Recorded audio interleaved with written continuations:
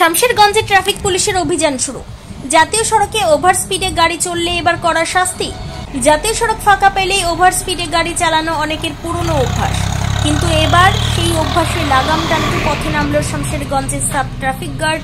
দুর্ঘটনা রুখতে এবং সাধারণ মানুষের সুরক্ষা নিশ্চিত করতে 12 নম্বর জাতীয় সড়কে শুরু হয়েছে কড়া স্পিড চেকিং অভিযান।